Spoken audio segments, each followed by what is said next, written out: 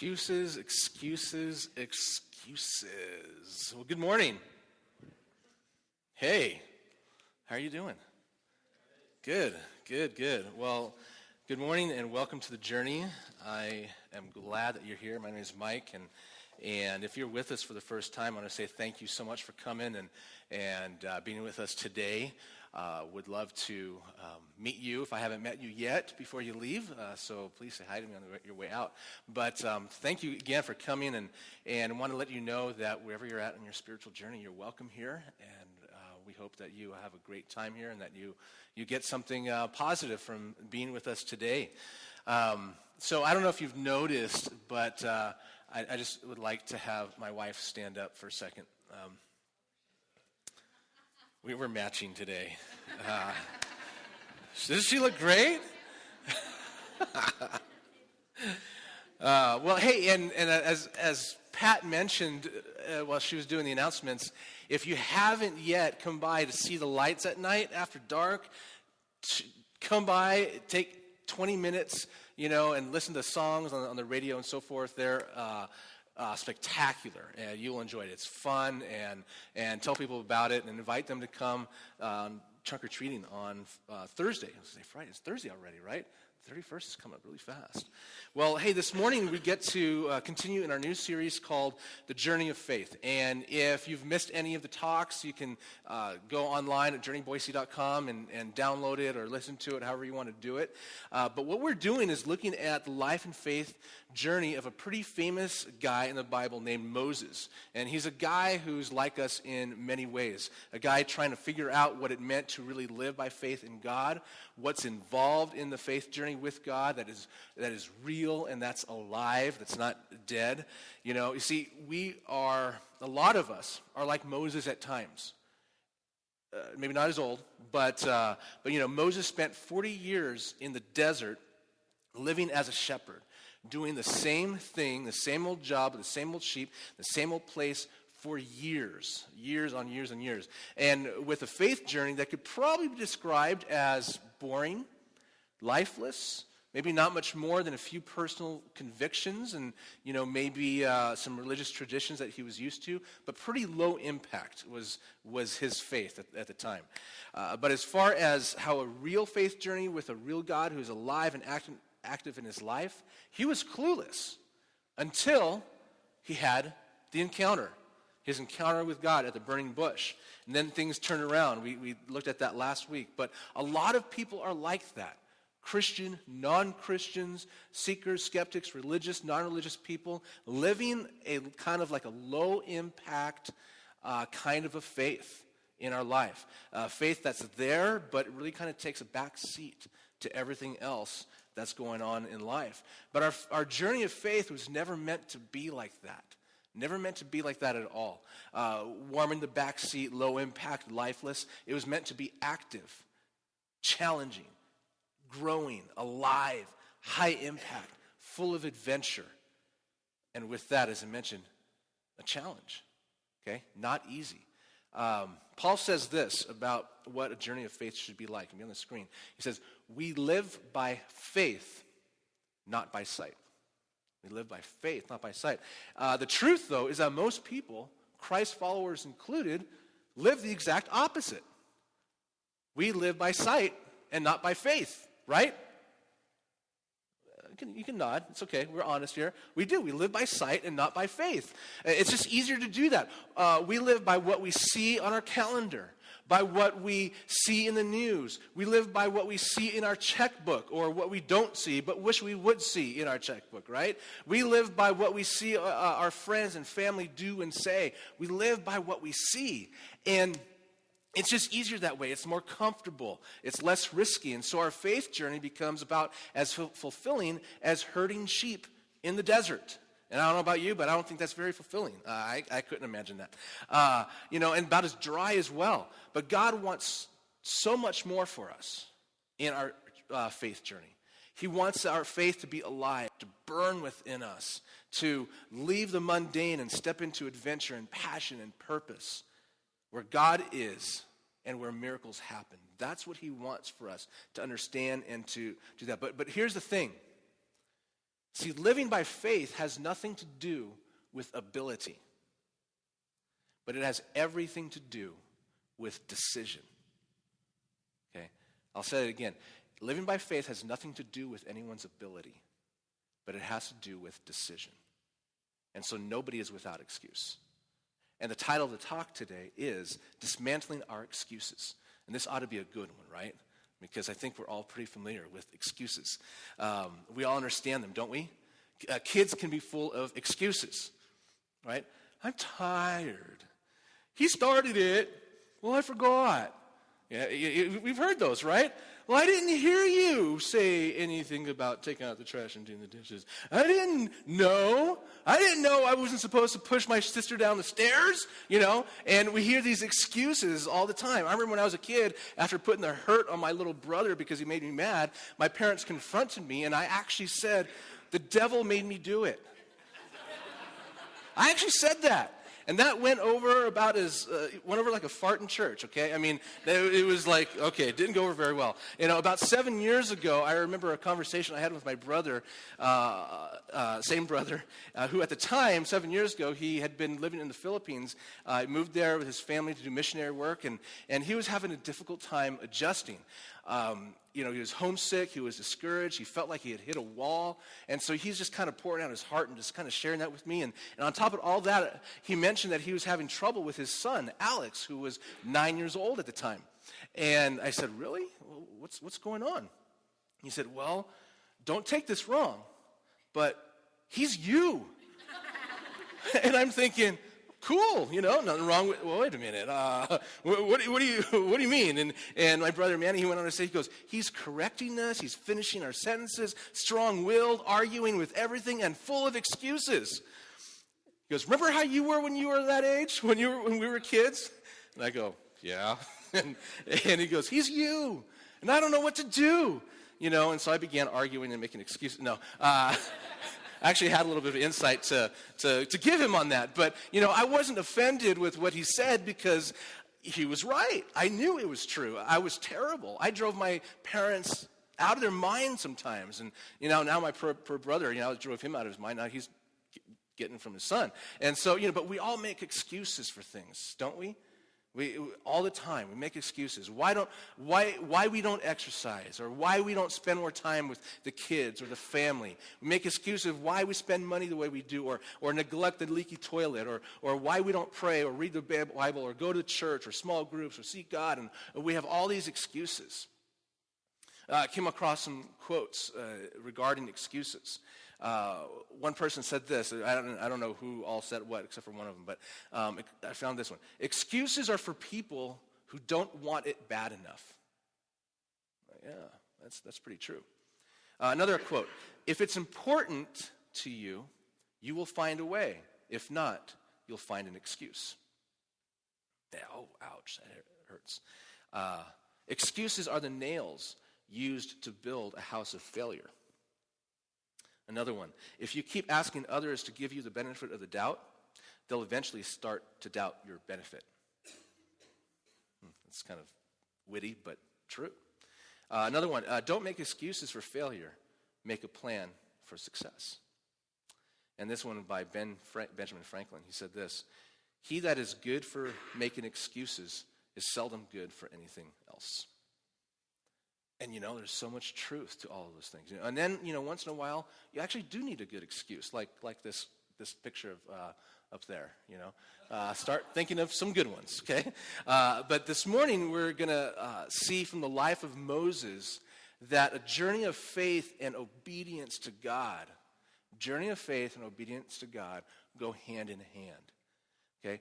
And so I think we'd all agree that excuses get in the way of obedience. I mean, we just look at our kids, right? Or we look at ourselves growing up. Excuses get in the way of obedience. And the same thing with God. And that being the case, and the fact that faith and obedience go hand in hand, then excuses work to dismantle faith.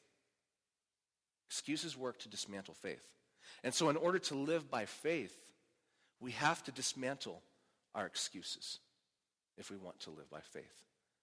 And there's just no way around it. So let's begin reading in the Old Testament book of Exodus chapter 4, as we see how Moses drove God up a wall with his excuses, okay? Remember from last week, if you were here, Moses is at the burning bush having a conversation where God calls Moses and tells Moses his plans for him and of setting the Israelites free from slavery in Egypt. And Moses' first two questions, which were actually kind of excuses as well, were, well, who am I? I should do that. And, well, who are you? They might not know you or whatever. And so Moses is still at the burning bush, arguing his case with God and making excuses. So let's begin reading. It'll be on the screen so you can follow along. And Moses answered, well, what if they don't believe me or listen to me or and say, what if they say, the Lord didn't appear to you? Then the Lord said to him, what's that in your hand? A staff, he replied. The Lord said, throw it on the ground. And you can almost picture God kind of behind the scenes going, hey, angels, you want a little laugh? Watch this. So Moses threw it on the ground and it became a snake, and he ran from it. Didn't like snakes, I guess. Then the Lord said to him, reach out your hand and take it by the tail. So Moses reached out and took hold of the snake, and it turned back into a staff in his hand. This, said the Lord, is so that they may believe that the Lord, the God of their fathers, the God of Abraham, the God of Isaac, and the God of Jacob, has appeared to you. Then the Lord said, put your hand inside your cloak. So Moses put his hand into his cloak, and when he took it out, it was leprous, like snow. God, couldn't you come up with a happy miracle or something, Now put it back in your cloak, he said. So Moses put his hand back into his cloak, and when he took it out, it was restored, like the rest of his flesh. Then the Lord said, if they do not believe you or pay attention to the first miraculous sign, they may believe the second. But if they don't believe these two signs or listen to you, take some water from the Nile and pour it on the dry ground. The water you take from the river will become blood on the ground. If I were Moses, I'd say, I've got a better idea. How about if it becomes gold on the ground? I think that would be better. Okay, whatever you want, God. All right. So Moses said to the Lord, so they go through this, and now listen to Moses' next excuse. Lord, I have never been eloquent, neither in the past nor since you have spoken to your servant. I am slow of speech and tongue. And the Lord said to him, who gave man his mouth? Who makes him deaf or mute? Who gives him sight or makes him blind? Is it not I, the Lord? Now go, I will help you speak and teach you what to say. But, Moses said, oh, Lord, please send someone else to do it.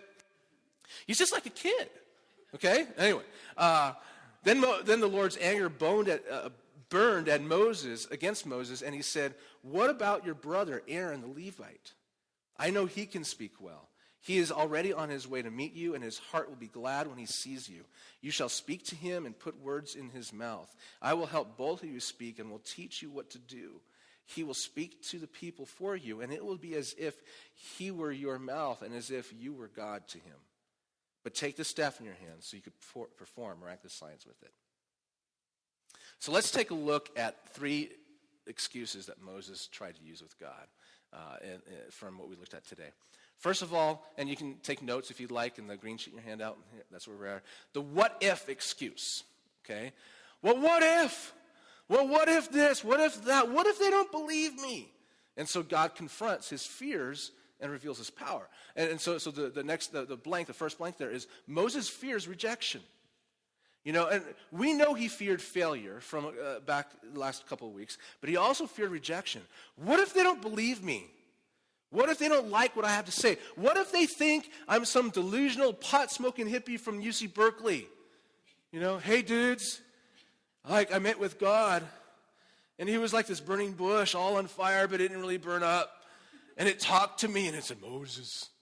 I'm gonna go talk to Pharaoh about this. Imagine what that kind of story would have sounded like, okay, to them. Dude, what, God in a burning bush? What are you talking about, okay? And so he feared looking like an idiot and being rejected. Moses, you spent a little too much time in that desert, didn't you? Sorry, but God doesn't talk through burning bushes, okay? And, if you're a Christ follower, you could probably identify to some degree with Moses. Well, God, I kind of like being a closet Christian. People see me as normal. Can't we just keep it that way? Sound familiar? Have you ever heard voices like that in your mind or thoughts or, running through your head? If you're not a Christ follower, you might think, yeah, I kind of like closet Christians because, who don't keep trying to tell me about Jesus and inviting me to church, and telling me that God speaks to them. But listen, just like Moses, God sends us to people with a message of deliverance and of hope from him, a message that's true, a message that's bigger than we are, a message of Christ.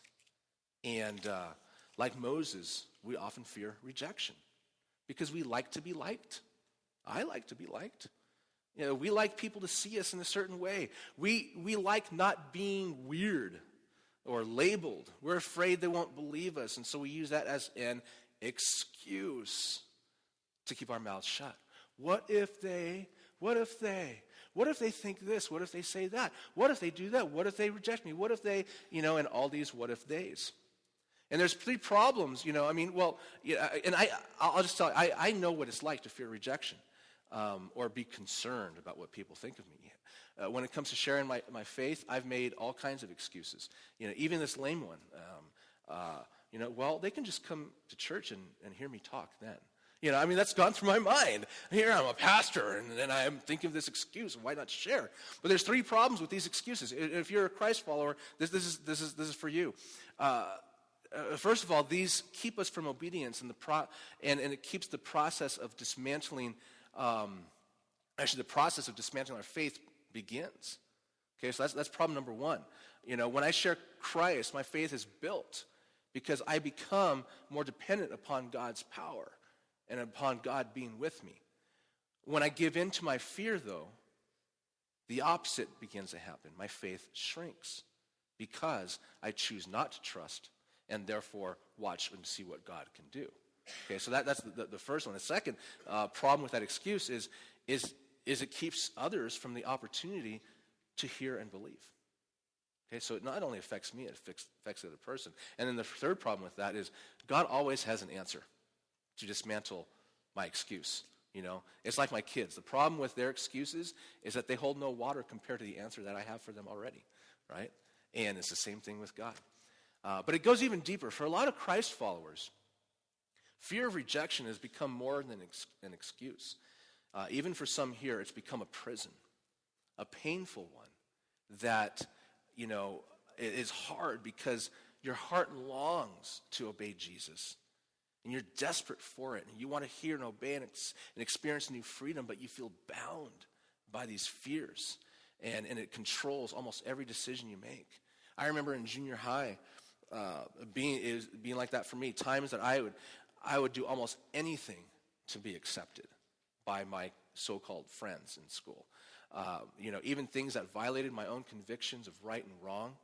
I feared rejection. I'd find myself using colorful language, telling dirty jokes, compromising my morals. I even tried breakdancing. You picture that?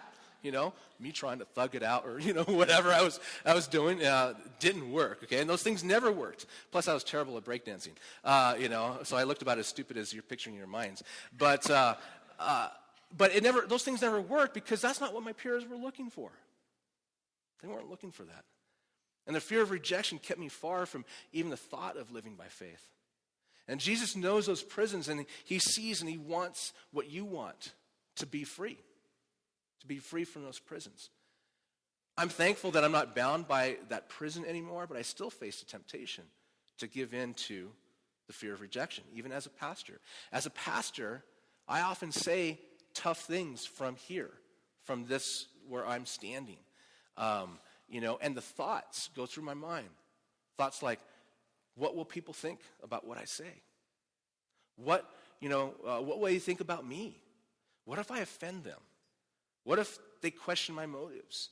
What if nobody shows up next week? Those things go through my mind. They flood it a lot. And I have to decide to remember that it's not about me, but it's about God and it's about his message. And so what did God do with Moses? He said, Moses, take your eyes off yourself and off your fears. What's that in your hand? And watch me, Moses. See, the trouble is you don't trust me, Moses. Your security must switch from you to me. So the next point here is God then tests Moses to see if he believes and trusts him. Okay? He tests him. He tests him with the snake thing, right? The snake and staff and so forth. If I were Moses, I'd been thinking, if I saw that staff turn into a snake, I'd be like, oh man, did my wife put some sort of mushrooms in my soup this morning because my staff looks like a snake and looks like it's moving, it would have been like really kind of freaking. But if that weren't spooky enough, notice the way God tells Moses to pick up the snake. You see, there's a right way to pick up a snake, and there's a wrong way to pick up a snake. I remember this one time I was hiking. It was in California, and I was on some trail with some friends, and I was walking along, and I saw this. It was like a rainbow boa constrictor that was slithering across the path. I'm like, cool, and I go out to pick it up, and I went for where I'm supposed to, the neck, but it was so fast, I grabbed its tail, and as I grabbed the tail, the thing turned around and he bit me, and I almost died. I'm just kidding. I didn't almost say. They're not poisonous. But you don't pick up snakes by their tails. You pick them up at the neck so that you have control of their head and where they decide to plant their, juicy little fangs. Moses, do you believe and trust me? If so, pick it up by the tail, not by the head. See if I'm with you or not. See if I have any power to come through or not. And before we bring this message to others for them to believe, we must believe and trust God first. Let me tell you, standing right here, that's a hard thing at times because my faith gets challenged a lot. But we have to believe that he will be with us and he'll take responsibility for what the other people see and believe. To conquer fear of rejection, we have to get our eyes off ourselves and begin to trust God. That he is present and able and faithful. I'm so glad that I wasn't Moses because, see, I don't fear snakes. And God knows that, and so he wouldn't have used a snake. That's too easy. God would have turned my staff into a big, fat, hairy spider. And then he would have said, pick it up by its furry butt, Mike. And fail. This ain't for me. I don't trust you, God. That's probably what it would have been for me. Anyway, but what else did God speak? Next point here is God will use even ordinary things for his power and glory. Okay, he will. He transformed a lifeless piece of wood that Moses had made into a living serpent that strikes fear into people. Then, right before Moses' eyes, his own God-given hand, something he probably took for granted, was cursed and rendered useless with leprosy, with this disease. One of the most feared diseases at the time. God was showing Moses that he could cause or cure any problem. That he had the power to change anything, to cause, a cure, to create, to reshape anything, even ordinary things in our hands that we make available to him. Like the loaves and the fishes with Jesus. If you will give me access to what's in your hands, I will do mighty things, miraculous things when you obey. Do you trust me? Do you trust me? What's in your hands today? What's in your hands that you haven't surrendered to God? Who might be healed in your home simply because you open it up for ministry and prayer? Something simple like that. Who might cross the line of faith in a Sunday kids class simply because you've surrendered your car to God and give your kids' friends rides to church and pick them up in the morning? Who might be set free from guilt or shame, the power of addiction, because you're willing to invest time in someone's life? Who might hear the message or be trained for ministry because you've been faithful to simply tithe? What's in your hands and available to you that you can surrender to God? That it seems like is just an ordinary thing. Oh, but it's just an old staff. But it's just an arthritic hand. And it's just a bunch of Halloween candy. It's just a worn out old Seahawks jersey. Yes, God can even use those, okay? Anyway. But there might be things like that in your hands, but in the hands of God, they become vehicles for his power and for his glory. Used to bring people to faith and freedom in Christ. There's one more thing that God wanted Moses to know, and so dismantle this excuse. Next point, when we have been with God, people will know. The staff, the hand, the water, they were all evidence for the people that Moses had been with God, that Moses met with God. And so what evidence is there in our lives that the power of God is with us? that God has sent us, that we have met with God. I love how Luke, the author of the New Testament book of Acts, describes the same kind of thing when he was telling about Peter and John in Acts 4. He says this, when they, it was the leaders of the Jews, saw the courage of Peter and John and realized that they were unschooled, ordinary men, they were astounded and they took note that these men had been with Jesus. There was something different about their courage. They recognized they'd been with God. These aren't the fishermen we used to know. They've been with the miracle worker, the fearless teacher, the master. They've been transformed by a power that we are not familiar with. And so I ask this question to each one of us here, Christ followers especially. What in our lives gives testimony to the fact that we've been with Jesus? That we know him? Or have we really been with him? Have we really spent time with him? Can people tell? Because when we've been with God, people will know. And that was God's answer to Moses' fear. And it's God's answer to us. People can tell when I've spent time with God, when I haven't. It becomes obvious. But whether it was God's answer to Moses. It's God's answer to us. Whether he uses a staff, a hand, a house, or a word, his presence in our lives is unmistakable. So surely Moses is convinced now, right? The staff snake thing, the creepy hand thing. No. Well, God, I flunked my speech class at the University of Cairo, and I'm not very good at thinking on my feet, so I need a teleprompter, but those haven't been invented yet, and I slur and I drool when I talk. I'm just not the guy you're looking for. Pharaoh's just going to laugh at me. And God's like, well, you sure know how to yap your trap with excuses with me, okay? And so here's the next excuse, the I can't do that excuse. Okay? I can't do that. I'm not gifted. I'm just not wired for that. See, God equips the called. He doesn't call the equipped. He equips us after he calls us. And so this next point is it's about God's ability, not my inability.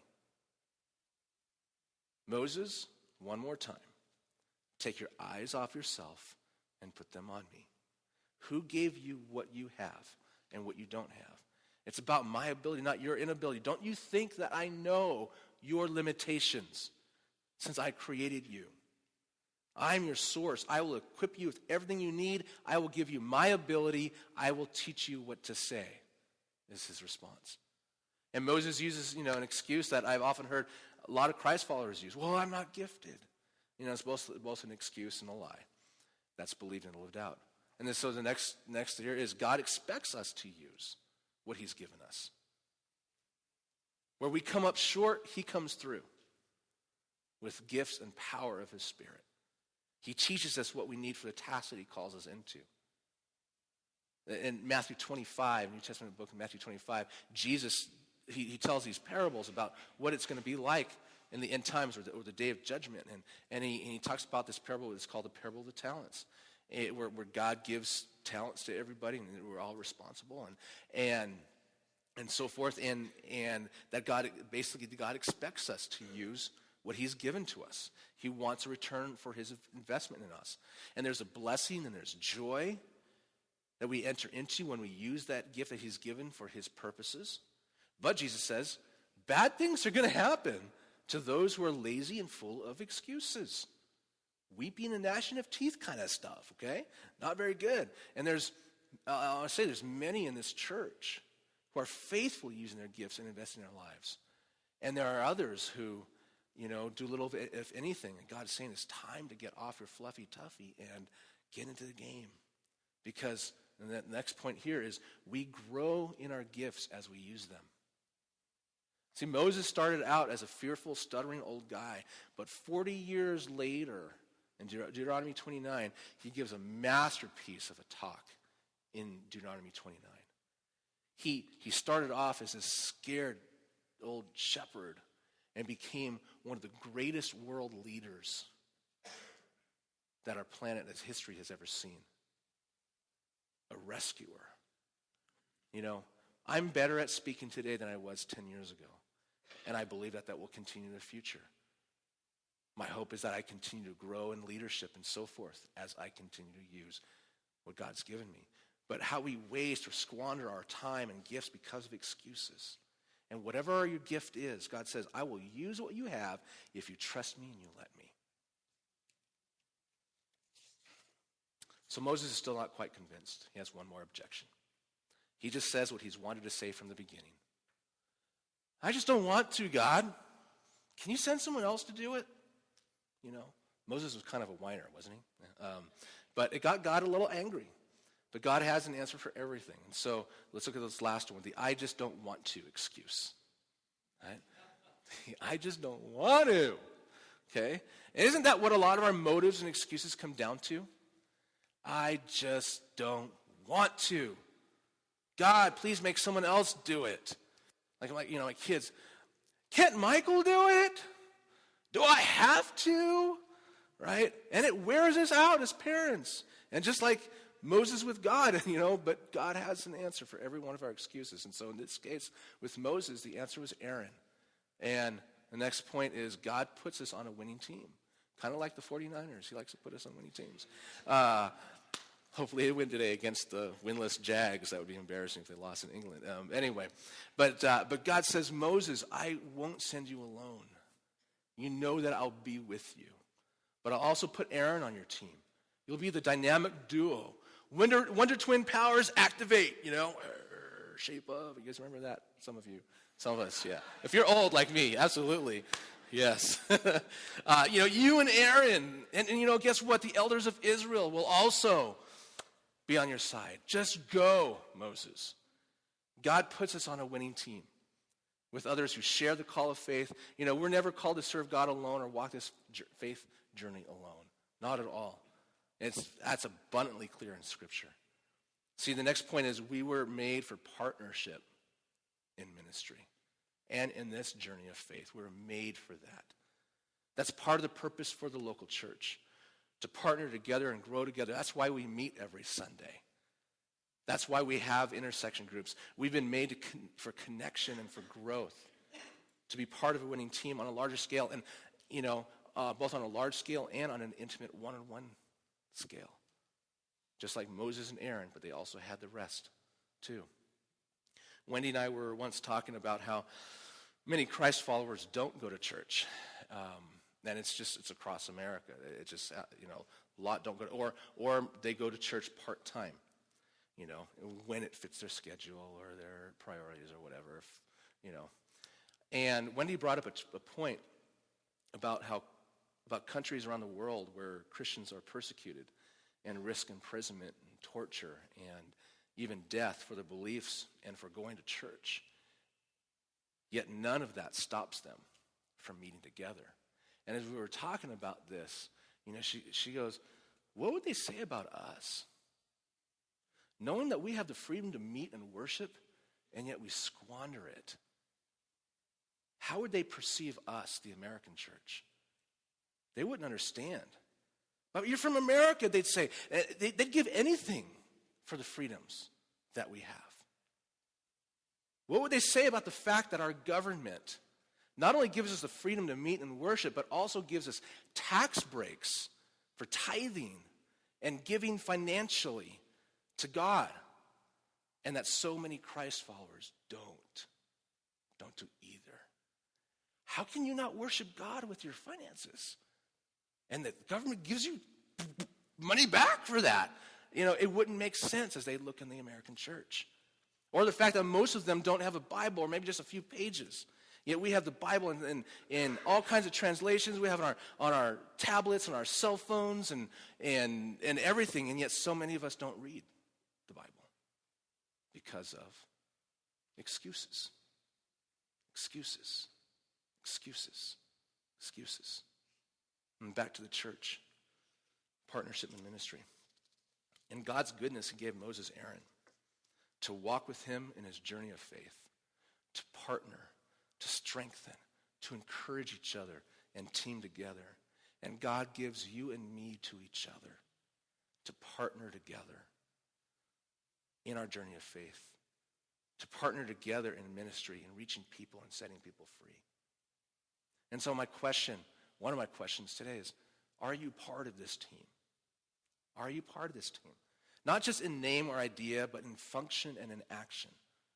Do you have any Aarons in your life? That God said, I want you to be with that Aaron and partner up with that person. Someone who prays for you and you pray for. Someone in your life who will not let you lower the bar, but help keep it up in your life. Who ministers with you, who encourages you and supports you, and if need be, will smack you upside the head when you need it. Do you have an Aaron in your life? See, we were made to partner together. God dismantled all of Moses' excuses, and he finally gave in. And this last point here is Moses finally realized who he was talking to. This is God. This is the great I am. And he's for real.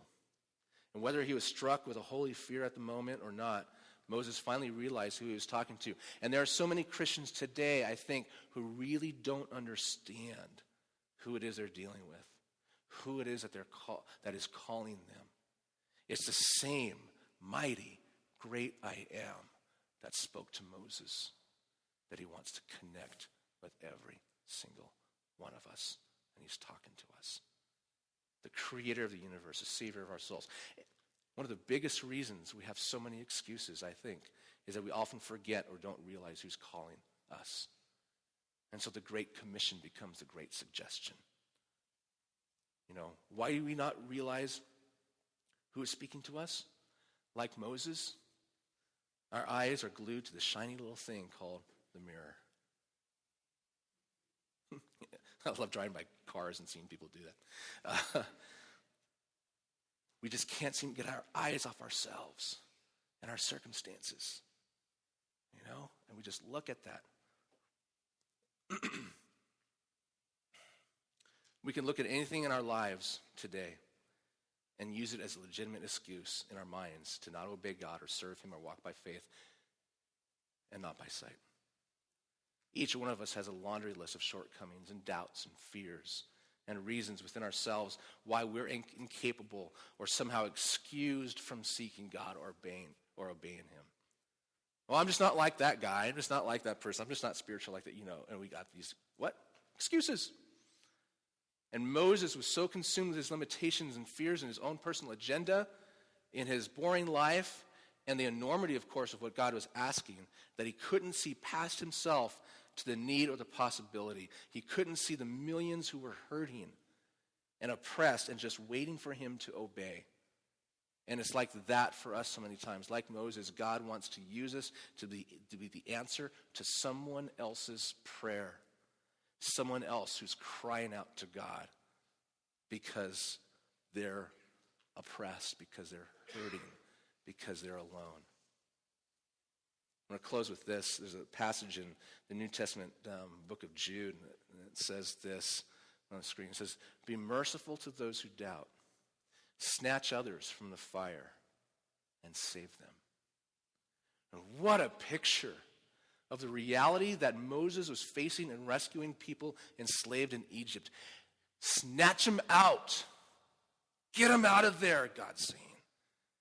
And what a picture of you and me and what we're called to in this day and age. There's a generation around us that's burning up.